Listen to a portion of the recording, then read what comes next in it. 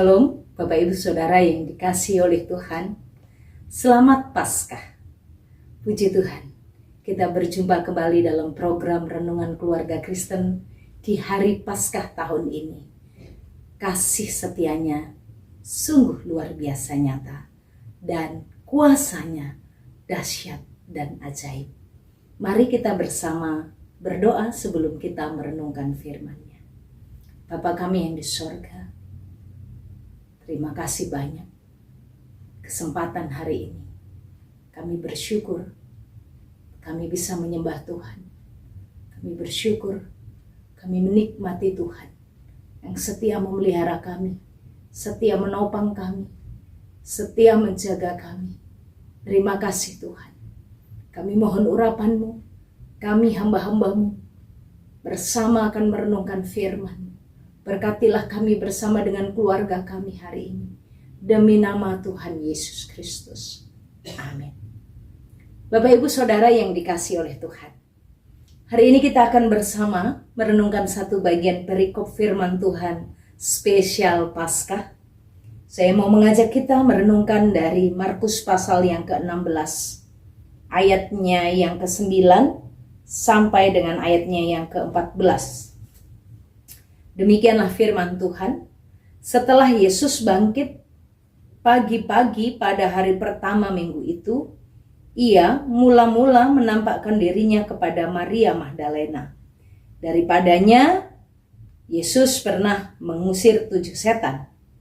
Lalu perempuan itu pergi memberitahukannya kepada mereka yang selalu mengiringi Yesus, dan yang pada waktu itu sedang berkabung dan menangis. Tetapi ketika mereka mendengar bahwa Yesus hidup dan telah dilihat olehnya, mereka tidak percaya. Sesudah itu ia menampakkan diri dalam rupa yang lain kepada 2 orang dari mereka ketika keduanya dalam perjalanan keluar kota. Lalu kembalilah mereka dan memberitahukannya kepada teman-teman yang lain, tetapi kepada mereka pun teman-teman itu tidak percaya. Akhirnya, ia menampakkan diri kepada ke-11 orang itu ketika mereka sedang makan, dan ia mencela ketidakpercayaan dan kedegilan hati mereka. Oleh karena mereka tidak percaya kepada orang-orang yang telah melihat dia sesudah kebangkitannya. Bapak Ibu Saudara yang dikasihi oleh Tuhan.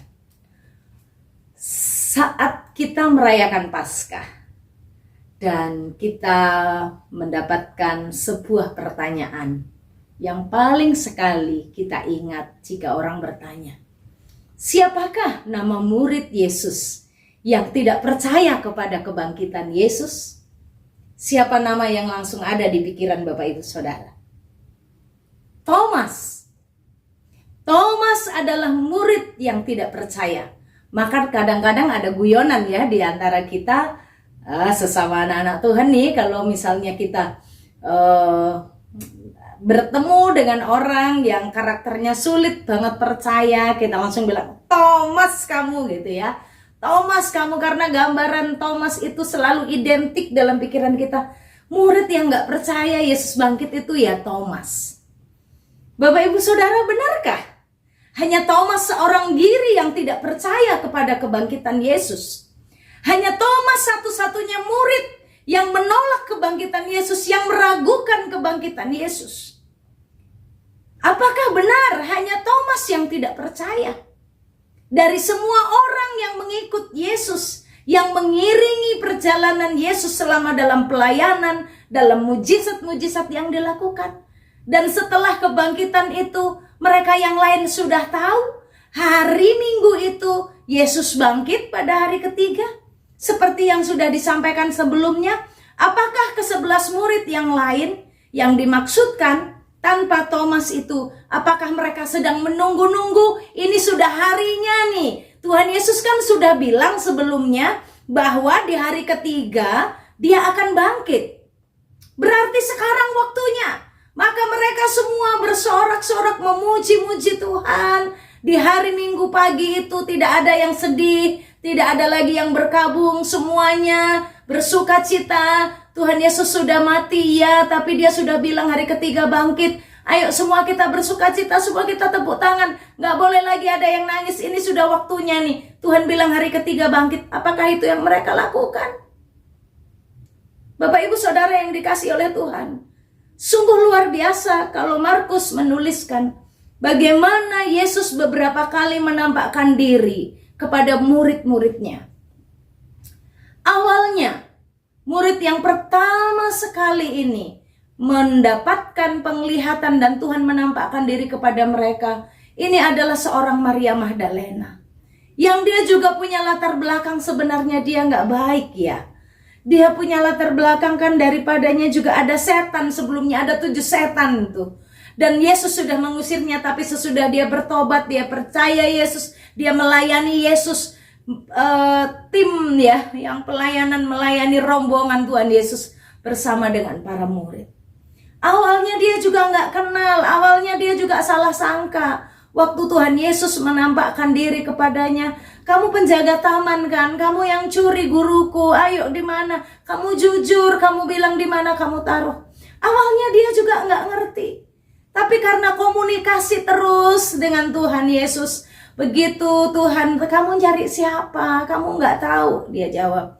Kamu cari siapa? Dia nggak ada di sini. Tapi begitu Tuhan Yesus panggil Maria, dia langsung tahu, guru. Dia paham, dia mengenal bahwa yang datang kepadanya itu Yesus yang adalah guru mereka. Perlahan Tuhan menuntun Maria Magdalena sampai dia memahami bahwa Yesus menggenapi apa yang sudah dikatakannya. Yesus itu sungguh-sungguh hidup. Dan bukan hanya Maria Magdalena mengerti, tapi dia beritahukan, aku udah ketemu Yesus loh. Yesus hidup benar. Bapak Ibu, apakah Thomas yang berkata? Apakah waktu itu Thomas nggak ada di situ? Ada. Dikasih tahu Maria Magdalena, percaya? Enggak. Apakah hanya Thomas saja yang nggak percaya? Enggak. Semua murid yang ada di tempat itu nggak percaya. Kenapa kalau kita bilang murid yang nggak percaya Yesus bangkit, siapa Thomas? Padahal Alkitab menulis mereka juga tidak percaya. Lalu dalam perjalanan Tuhan menampakkan diri. Ini yang berikutnya Tuhan kasih tahu. Yang dalam perjalanan di Emmaus, orang itu Tuhan tolong, Tuhan ajak bicara, ngobrol. Begitu lihat bagaimana Tuhan memecahkan, langsung dia kenal ini Yesus. Begitu hatinya sukacita, mereka pulang dari perjalanan, mereka kasih tahu, Yesus hidup. Apa yang ada di hati mereka? Oh iya, puji Tuhan. Berarti sudah tergenapi ya apa yang dikatakan, yang enggak. Tetapi ketika mereka mendengar bahwa Yesus hidup, apa yang telah dilihatnya mereka tidak percaya. Apa yang mereka katakan, tetapi kepada mereka pun, kalau tadi kepada Maria Magdalena mungkinlah ya, dia perempuan, dia melankolis, atau dia terlalu terbawa emosi, jadi ya nggak dipercaya, nggak apa-apa deh. Tapi ini juga murid yang ke Emmaus cerita, apa yang ditulis dalam Alkitab. Tetapi kepada mereka pun teman-teman itu tidak percaya. Halo? Ternyata bukan hanya Thomas yang tidak percaya Yesus hidup. Ternyata semua murid-murid yang mengiringi Yesus juga awal mulanya tidak percaya. Sampai Tuhan mencela ketidakpercayaan mereka dan kedegilan hati mereka. Kenapa sulit sekali percaya kalau Yesus hidup? Ya kenyataannya memang yang di depan mata, gimana mau hidup? Tuhan sudah disalibkan, tangannya sudah berlubang paku, lambungnya sudah ditikam, itu memastikan Yesus sungguh-sungguh mati. Sudah memastikan yang keluar itu air, sudah dipastikan itu. Maka tidak perlu dipatahkan kan kakinya. Sudah pasti mati, maka dikuburkan. Bagaimana Yesus hidup? Sabtu dalam keheningan. Tidak ada satupun murid yang di minggu pagi itu bersorak-sorak, bertekun dalam doa menantikan kebangkitan Yesus. Tidak ada. Alkitab tidak menulis ada satu orang pun murid yang menantikan Yesus bangkit. Kenapa mereka lupa pesan Tuhan? Kenapa mereka tidak percaya dengan pesan Yesus? Saya dan Bapak Ibu Saudara juga kadang sama seperti mereka. Dalam pergumulan yang kita hadapi, dalam kesulitan yang kita alami, kita mungkin tidak seperti Thomas, tapi kita sama seperti Petrus dan teman-teman yang lain. Saat mendengar kesaksian orang-orang yang ditolong Tuhan, saat mendengar apa yang dialami oleh anak-anak Tuhan, kadang-kadang kita berkata, itu kan kamu, itu bukan aku. Bagiku Yesus belum menjawab doaku. Bagiku Yesus sekarang mati. Hidupku sekarang seperti Sabtu yang sunyi sepi. Tidak ada yang memperhatikan. Jiwaku bertanya, masihkah ada harapan? Di tengah rasa sesak di dada, masihkah punya iman bahwa Yesus kita adalah Yesus yang hidup? Bapak Ibu Saudara, di Paskah ini sebuah perenungan sederhana. Mungkin kita sama seperti Petrus, Yohanes, dan murid yang lain yang dibawa Yesus doa ke Taman Getsemani, yang dibawa Yesus pergi ke bukit untuk berdoa dan ketemu Musa dan Elia. Mungkin kita seperti murid yang lain mengalami penampakan dari Tuhan Yesus, tapi hati kita sulit untuk percaya. Karena kita seringkali melihat fakta dan berpikir secara logika, this is impossible. Ini nggak mungkin. Ini nggak mungkin. Ingatlah satu hal. Jika Yesus sudah berfirman, Dia akan lakukan.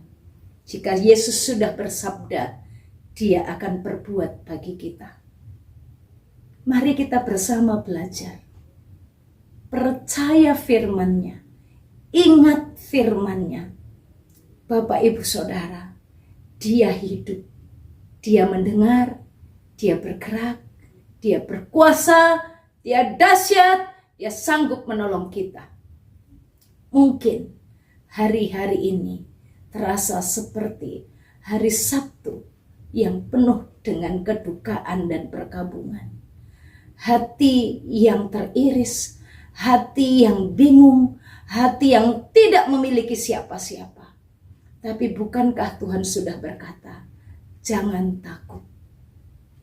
Aku tetap menyertai engkau. Jangan takut, aku memegang engkau dengan tangan kananku yang membawa kemenangan. Ingatlah pesan Tuhan dan percayalah bahwa apa yang sudah Dia sabdakan pasti Dia lakukan. Paskah mengingatkan kita, apakah hati kita percaya Yesus hidup? Paskah mengingatkan kita untuk hidup di dalam iman yang selalu berpengharapan. Mari kita berdoa. Bapa kami yang di sorga, terima kasih untuk firman. Engkau menolong kami. Tolong kami agar kami belajar terus percaya. Belajar melihat bahwa dalam segala perkara Tuhan tetap ada. Bahwa dalam segala perkara yang tersulit sekalipun tidak ada yang mustahil di dalam Engkau. Tolong kami untuk kami terus percaya, belajar percaya, dan bertumbuh dalam iman kepercayaan kami. Terima kasih Tuhan. Kami mau melangkah di dalam Tuhan. Kami mau melangkah dalam kepercayaan kami bahwa kami akan diberkati Tuhan. Tuhan memberkati engkau dan melindungi engkau. Tuhan menyinari engkau dengan wajahnya dan beri engkau kasih karunia. Tuhan menghadapkan wajahnya kepadamu dan beri engkau damai sejahtera dari sekarang sampai selama-lamanya. Amin. Shalom, Tuhan Yesus